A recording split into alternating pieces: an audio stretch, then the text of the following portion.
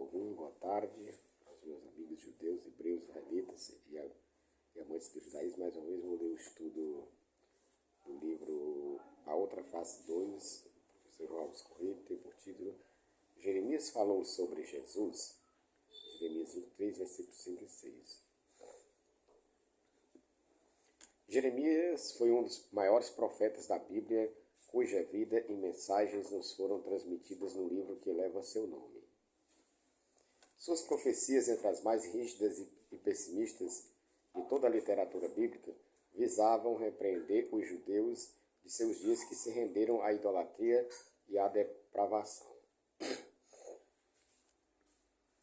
Jeremias nasceu em uma família sacerdotal em Anatote. Seu ministério começou no 13º ano do reinado do rei Josias, que governou a terra da Judéia no século VII antes da Era Comum. Jeremias viveu em uma época de profunda agitação na história judaica, principalmente a destruição do primeiro templo em 586 antes da Era Comum e o exílio do povo judeu na Babilônia. Grande parte do livro de Jeremias é um longo discurso contra o povo por sua falta de fé e avisos sinistros da destruição que estava por vir se eles não reparassem seus caminhos. O próprio Jeremias foi desprezado pelo povo a quem pregou, preso, espancado e deixado em uma cova. O rei Zedequias, o último governante de Judá, o prendeu por alertar sobre a queda de Jerusalém. Por fim, Jeremias foi exilado no Egito, onde acabou morrendo.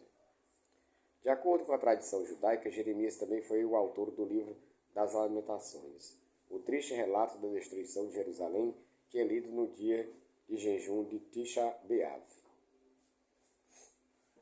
Os primeiros capítulos do livro de Jeremias estão carregados de imagens de morte e dispersão. No entanto, ele também, como Isaías, alude a uma visão de esperança no futuro. Entre as advertências proféticas de Jeremias estão as promessas de que o retorno da nação à antiga fé em seu Deus poderia conduzi-la a vastas bênçãos divinas e que Deus então honraria sua aliança com o povo judeu, reduzindo-a à sua redenção social e política. A visão messiânica de Jeremias. Ao lermos uma dessas grandes consolações dadas a Israel em Jeremias 23, encontramos o seguinte nos versos 5 e 6. Eis que vem dias, diz o Eterno, em que levantaria David um renovo justo, e sendo rei, reinará e agirá sabiamente, e praticará o juízo e a justiça na terra. Nos seus dias Judá será salvo e Israel habitará seguro. Este será o seu nome com o qual Hashem o chamará, o Eterno Justiça Nossa. Por várias razões, muitos autores e comentaristas cristãos citam esta passagem como tendo sido cumprida em Jesus ou por ele. Entre algumas destas razões podemos ressaltar: 1. A profecia é nitidamente messiânica e nisto tanto judeus quanto cristãos estão de acordo. 2. O rei descrito na passagem será o renovo ou broto que emergirá na linhagem de Davi, e é o que os autores cristãos afirmam sobre Jesus, isto é, que ele seria da descendência do mais famoso monarca israelita. 3. O texto diz que este rei executará juízo e justiça na terra, e de alguma forma o cristianismo tende a ver Jesus como um rei justo e que também providenciou a justificação do homem diante de Hashem, ou seja, promoveu a salvação para a humanidade. 4. O cristianismo histórico e predominante vê Jesus como o próprio Deus, e por isso seus intérpretes sempre apontam neste texto de Jeremias a expressão o Eterno Justiça Nossa como um novo nome que, segundo eles, Jesus passaria a ser identificado.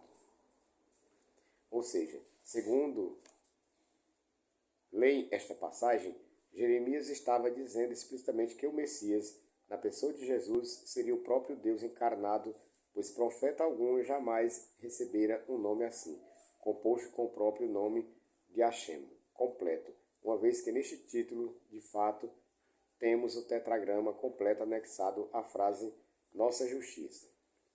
Para eles, isso seria então um indicativo muito claro de que Jeremias acreditava que o Messias seria ele mesmo, o próprio Deus de Israel na forma de um homem. A opinião judaica. O judaísmo, muito obviamente, rejeita essas noções, e não por se tratar de Jesus, mas sim porque a ideia da divindade em forma humana jamais fez parte do pensamento judaico. Mas assim sendo, talvez tenhamos aqui um paradoxo insolúvel, pois, como dissemos, os intérpretes judeus veem esta passagem como um texto que aponta e alude ao Messias. E não são poucos os eruditos judeus que afirmam categoricamente em suas obras que aqui temos uma menção messiânica. Acompanhe as palavras de três deles. Metzudat David,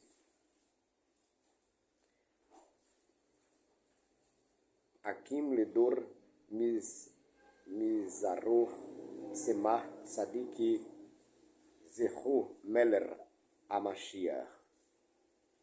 Eu suscitarei a David, eu levantarei para David da sua semente um renovo justo, e este é o Messias. Radak, Zehu Amashiach, este é o Messias. Malbim, Bimav Omer Shebimer Amashiach Toshiach Yehudá. A expressão em seus dias significa que nos dias do Messias, Judá será salvo. Desta forma, a pergunta natural que surge depois de averiguarmos isso é: então o Messias deverá ser mesmo divino, pois recebe o nome Yud-He-Vav-He, nossa justiça, ou adaptado normativamente ao português como o Senhor, nossa justiça? Bem, a resposta honesta e direta a esta pergunta é não. O Messias definitivamente não será um ser divino ou uma encarnação divina. E como já sabemos, esta noção segue totalmente contrária ao espírito do judaísmo como uma fé estritamente monoteísta. Mas como então poderíamos reconciliar esta passagem com a posição judaica, uma vez que aparentemente a interpretação cristã faz mais sentido? Para esclarecermos a passagem, vamos, antes de mais nada, ler a mesma em seu contexto natural.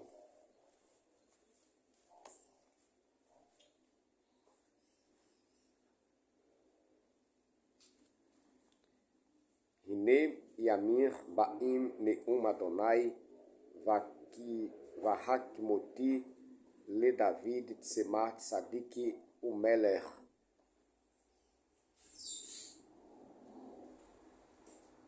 Umalar Meler Vehiskil Vease Mishpati Utzdaka Baaretz. Eis que dias virão, palavra do Eterno, em que suscitarei a David um renovo justo. Reinará um rei, e será bem-sucedido e fará juízo e justiça na terra. O primeiro ponto a ser observado, que certamente refuta a ideia de que aqui temos uma menção oblíqua a Jesus, é o fato de que ele não pode ser da linhagem davídica, pois o NT parece determinar que Maria, sua mãe, era de linhagem levítica. Se entendermos que Isabel, sua prima e mãe de João Batista, é mencionada como das filhas de Aarão. Não há meios para que se diga que Maria era de Judá, e em especial da linhagem de David, quando Isabel, sua prima, era uma levita. O cristianismo não admite também a possibilidade da paternidade de José, mesmo dizendo textualmente que o tutor de Jesus era de linhagem davídica. Porém, cabe salientar a transmissão de uma linhagem ou ascendência por motivos óbvios, não pode ser feita por meio de adoção. Ou seja, se Jesus era adotado como filho de José, é natural que se pense que ele não poderia ter recebido a linhagem ou ascendência do seu tutor, não importa qual ela fosse, e menos ainda ser herdeiro do trono de Davi. A segunda parte do texto de Jeremias nos diz que este rei faria juízo e justiça na terra. Porém, esta terra em questão não refere-se ao planeta e sim à terra de Israel. Isto porque quando Jeremias usa a palavra Eretz, a ideia é basicamente o país, o reino, a terra para a qual sua mensagem era direcionada. No caso, a terra de Israel, como se pode observar, por exemplo, em Jeremias 4, 23, 5, 30 e 22, verso 29. Não bastasse isso, a menção ao Messias aqui como um rei especifica que seu reino é o de Davi, ou seja, nesta passagem especial, visa-se a nação ou a terra de Israel, tão somente. Afinal, a expectativa messiânica entre os israelitas se desenvolveu a partir das próprias dificuldades pelas quais este povo passou, ou seja, o foco da mensagem de Jeremias era a sua própria nação. Naqueles tempos, os judeus estavam exilados na Babilônia, e é mais do que natural entendermos que sua esperança era ver novamente o reino unificado e o retorno de todos os cativos sob o governo do rei messiânico prometido a eles por virtualmente todos os profetas. Os interesses então eram muito mais nacionais do que mundiais. Judá será salvo, Jerusalém habitará segura. Jeremias 3, 6 diz: Beamavi Tivasha Yehudá ve Israel Ishkon Lavetar Veze Shemo Asher Ikeror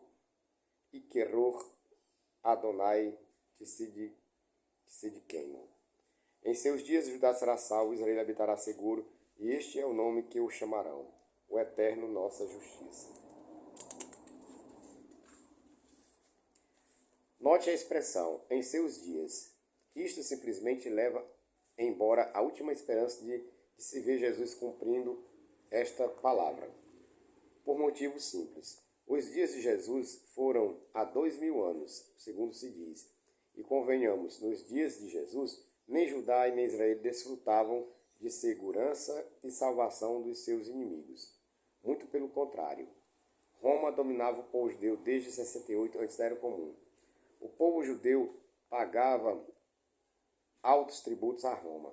Eram perseguidos por questões de ordem política e religiosa, chegando ao ponto de verem seu templo e sua cidade destruídos no ano 70. Ora, que segurança e que tipo de salvação era esta então? E mais, nos dias de Jesus, os que estavam na região eram apenas descendentes da antiga tribo de Judá, sendo que os integrantes do antigo reino de Israel há muito já haviam desaparecido em meio às nações para onde foram exilados, em 722 antes da Era Comum, ou seja, sequer havia um Israel para habitar seguro naqueles dias. Antes, as tribos precisariam, logicamente, ser reunificadas e reunidas em sua terra, coisa que Jesus também não fez, e que, aliás, é algo mencionado por Jeremias no exato contexto da passagem que hoje estamos tratando. Vê, Jeremias 23, 5, 7, 8, diz que dias viriam em que não mais se diria vivo o Eterno, que fez subir os filhos de Israel da terra do Egito, mas sim, vivo o Eterno, que fez subir e que trouxe a geração da casa de Israel da terra do norte e de todas as terras para onde os tinha arrojado, e habitarão na sua terra. Definitivamente, não há espaço aqui para que Jesus tenha cumprido isso, nem mesmo com todo contorcionismo exegético que se faça. O Eterno nossa justiça. Quando lemos a passagem de Jeremias 3, verso 6, percebemos que a segunda parte do verso diz: E este é o nome que o chamarão, o Eterno nossa justiça. Perceba a presença da expressão o chamarão. Isso parece ser uma referência direta ao rei Messias mencionado nos comentários dos sábios, não é mesmo? Sim, parece. Mas só parece. Eu gostaria de lhes propor uma visão um tanto distinta. Ao lermos o mesmíssimo livro de Jeremias, capítulo 33, 16, nos deparamos com a seguinte passagem. Naqueles dias Judá será salvo e Jerusalém habitará seguramente. Este é o nome com o qual Hashem o chamará. O Eterno é a nossa justiça. Notou a diferença? Vamos comparar. Jeremias 23, 6 diz: O chamarão, o Eterno é nossa justiça. Jeremias 33, 16 diz: A chamará, o Eterno é nossa justiça. Os textos são paralelos e estão interrelacionados. Porém, 23:6 usa uma forma masculina e 33:16 uma forma feminina. Logo, não podem estar se referindo a um personagem que possa ser o Messias, pois em todo o tempo o Messias é tratado no masculino. Sabemos por Jeremias 33:16 que é Jerusalém que receberá o nome de eterno nossa justiça, quando de sua redenção, e por isso o texto usa o feminino, pois cidades são femininas no hebraico e também no português. Mas, e quanto a Jeremias 23:6? Bem, ocorre que a expressão icreo, vertida como o chamarão, é um tanto ambígua. Ela pode sim fazer menção ao rei Messias, mas só que no contexto o rei retratado na passagem está distante, isto é, no verso anterior. Porém, o termo Israel é o que parece mais ligado ao verbo aqui, pouco antes da expressão o chamarão. Israel é masculino, no hebraico. Jeremias 33:16 diz que é Jerusalém que receberá o nome de eterno nossa justiça. Poderia então ser um fato de que é Israel que será chamado eterno nossa justiça em Jeremias 23:6? Sim, acabamos de ver que poderia ser um fato. E mais ainda quando vemos uma equiparação de Jerusalém com Israel, nomes intimamente ligados, que retratam todo o povo, toda a nação. Isso fica ainda mais claro quando lemos Isaías 60:21. E todos os do teu povo serão justos, para sempre herdarão a terra. Serão renovos por mim plantados, obra das minhas mãos, para que eu seja glorificado. Amém. Espero que assista esse vídeo, compartilhe, dê um like.